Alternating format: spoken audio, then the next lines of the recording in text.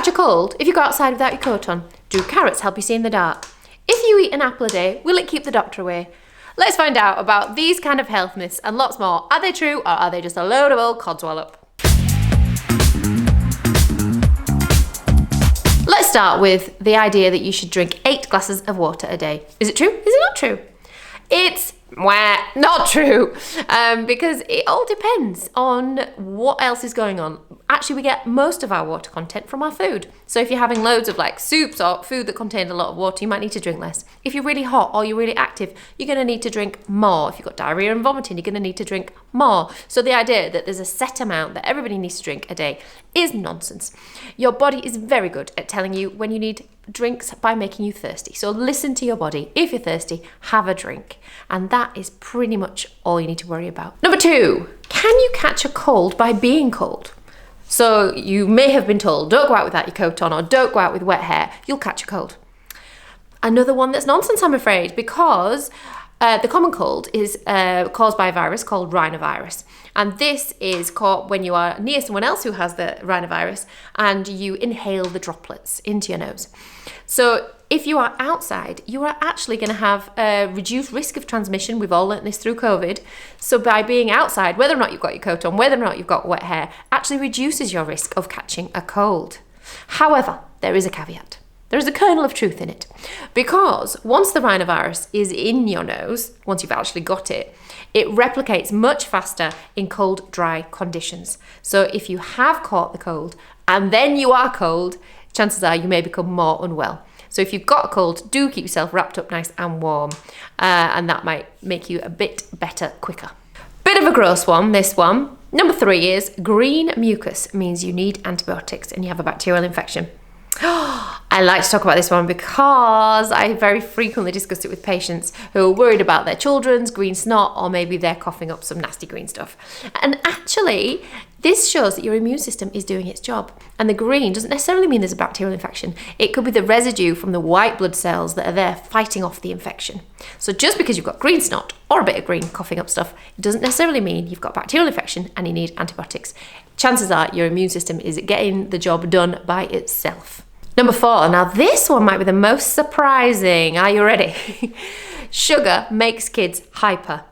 I've got 3 kids. I would have thought this was true. Turns out, not true at all. In fact, the idea of this came about in the 1970s when a doctor did a study with one child who decided that their behaviour was worse after they'd had sugar. Since then, there's been lots of studies. In fact, a meta-analysis of 16 studies proved it wasn't true at all. In fact, sugar did not alter children's behaviour, make them more hyperactive, or reduce their cognitive function. In fact, one study, parents were told their children were going to have a sugary drink and to monitor their behaviour. And all the parents said that their children became more hyperactive after the sugary drink. And then they found out that it was not a sugary drink at all. They'd been fooled. So what happens is we give our kids sugar. We expect them to become hyperactive. So we look out for it a bit more. And also, chances are, if they're having tons of sugar, maybe there's like a party or a special event and they're a bit more excitable anyway. So, does sugar make kids more hyper? No, it does not. Number 5, toilet seats are a hive of infection. Some people worry about this, especially in a public toilet, and try and cover the seat, put toilet paper down or things like that. Actually, toilet seats tend to be quite clean. I mean, don't go licking it or anything. What you actually want to worry about is the door handles, the tap handles in toilets. They tend to be pretty grim and may have E. coli on, and other germs and bacteria that might actually make you poorly, give you some diarrhea and vomiting. So make sure you wash your hands with soap and water after you've been to the toilet, and perhaps use a paper towel to open the door or touch the handles, or use some hand sanitizer after you have been. Number 6, eggs are bad for your heart. Now this is interesting. I eat a lot of eggs, so I have a particular interest in this. Turns out that eggs, especially the yolk, are high in dietary cholesterol. So that sounds bad. Other food you might have heard of high of cholesterol, things like prawns. But actually, when we measure your blood cholesterol, the dietary cholesterol that we eat has very little impact on your blood cholesterol. What does is saturated fat. So if you're frying your eggs in loads of fat and oil, that would be bad for your cholesterol. But the egg itself is low fat, got loads of vitamins, proteins and nutrients in. In fact, they're a bit of a nutritional powerhouse. So if you're otherwise healthy, go for it. eat the eggs. They're really good for you. Try and boil them, poach them. Don't fry them if you can avoid it.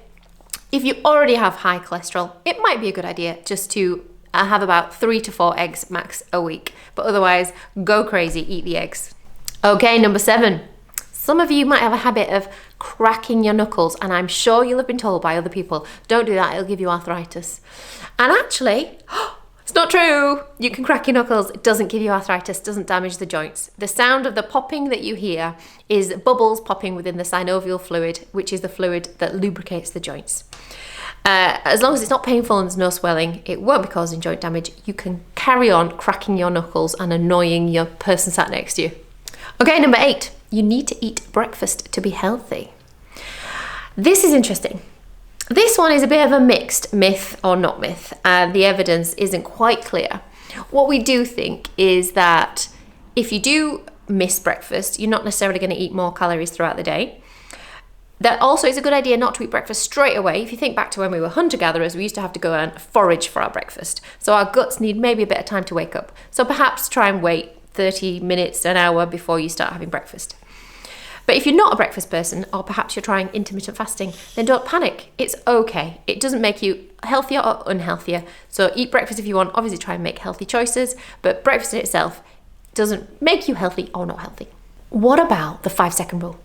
If you drop something on the floor, is it okay to pick it up and eat it? Some people call it the 10-second rule.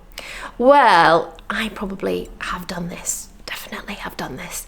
What I would say is, if the floor looks pretty clean and the food is dry and you've picked it up quite quickly and it looks quite clean, you're probably going to be all right. It's very unlikely you're going to have some nasty bacteria that's going to make you poorly.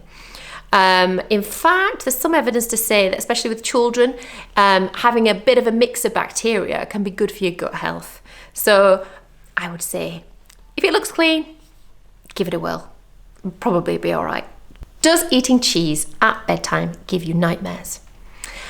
A lot of people think this is true, and apparently it does not give you nightmares. But what it might be is we often eat cheese late at night. Maybe it's the end of a meal, or you're nibbling at bedtime.